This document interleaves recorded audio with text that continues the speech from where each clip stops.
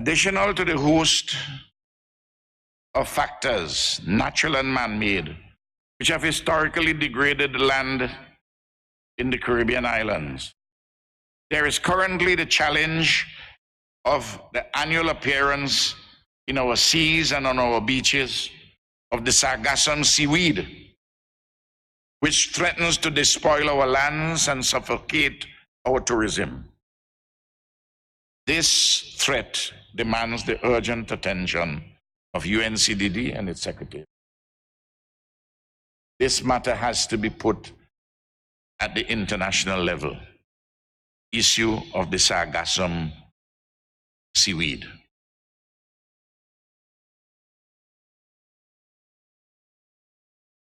Much of the land degradation in small island developing states is directly related to and caused by climate change. And we know the issues: global warming, the rise of the level of the sea, the battering of the coastal areas, the damage to our rivers and their banks, landslides and deforestation, horrendous hurricanes and storms of increasing frequency and ferocity. They're all connected with climate change, to which our SIDS contribute little or nothing. In domestic law,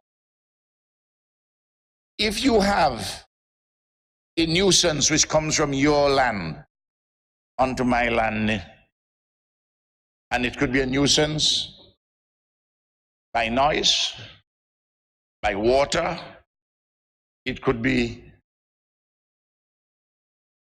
any fact which constitutes a nuisance in law. You have to pay for the loss and damage which I suffer. In this world, the situation is really cockeyed.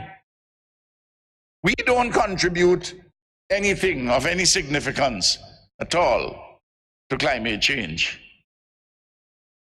You do all what you want to do.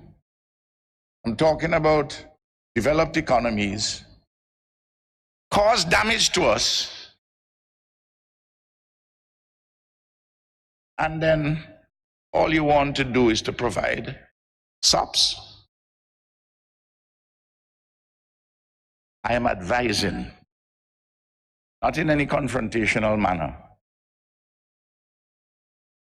that all of us have to work together at this. Otherwise, we are going to come to grief. We have seen it happen before, and it's going to happen on a much larger scale. We must not allow short-sighted leaders of powerful countries not to recognize the truth of what I'm speaking here today in New Delhi.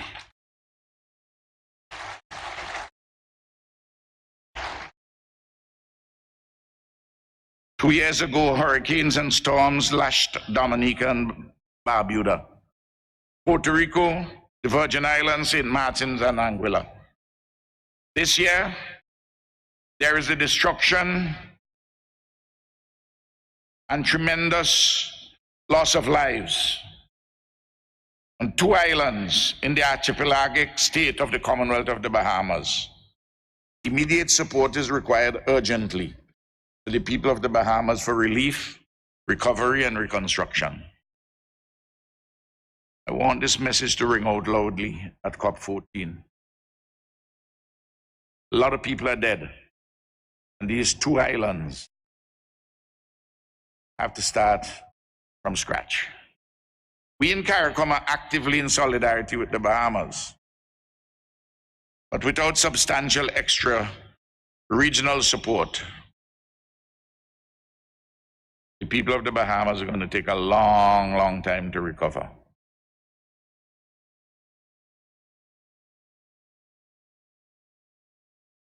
Our islands cannot truly survive if global warming exceeds 1.5 degrees Celsius above pre-industrial levels. And we are on course for much more than that. These are perilous times. A succession of leaders of religion, politics, science, business, and public administration have wisely advised over the recent decades, particularly since the Rio Summit of 1992, that the unsustainable extraction of resources from our lands and seas by a rapacious economic system hell-bent on private accumulation and profit, without regard for humanity as a whole, cannot continue. Yet, the international community seems relatively powerless to contain this unwholesome and unsustainable extraction of resources. Look, got to be serious. We just can't take the pious statements anymore. Meaningful corrective action is required. You know it and I know it. For humanity's survival and sustainable development. I don't believe for 1 minute when I hear people tell me that this or that leader of a big country, this or that big country, that they don't understand the science of climate change. Don't believe it for 1 moment. They know the science.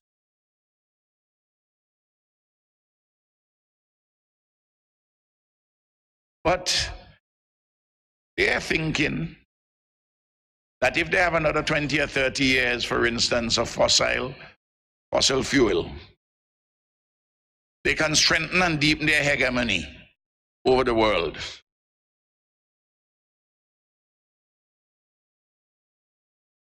I don't want you to give anybody a pass to tell them that they don't understand, because it's so simple to understand. It is their interests, their economic interests, which runs counter to their internalizing and understanding of the basic science in this matter.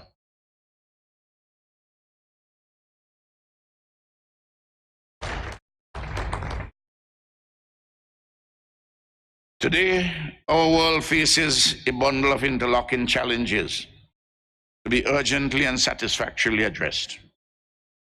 Climate change, land degradation, and their consequences.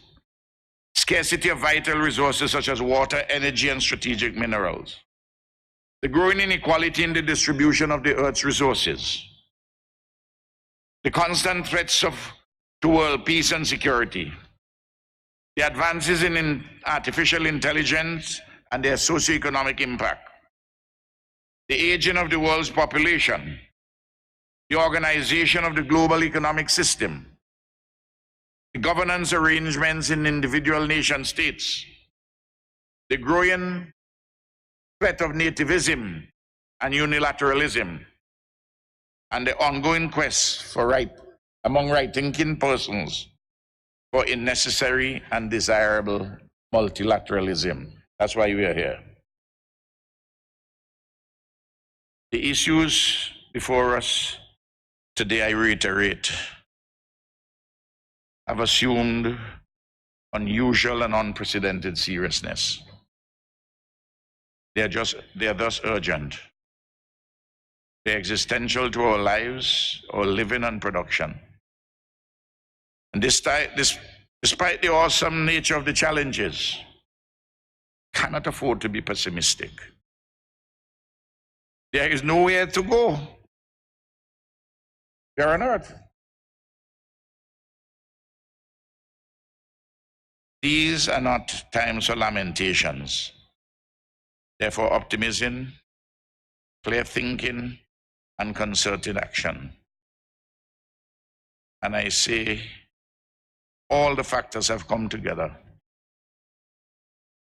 to help us to have such a distinguished leader as Prime Minister Modi, to help us in leading this charge. I thank you.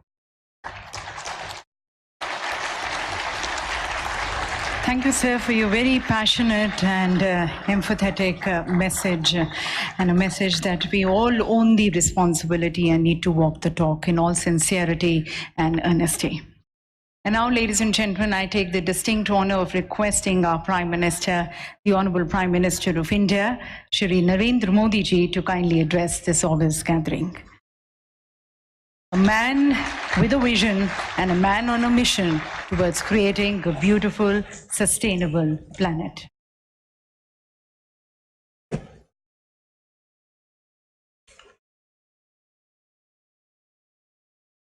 My friend Prime Minister Ralph Gonsalves,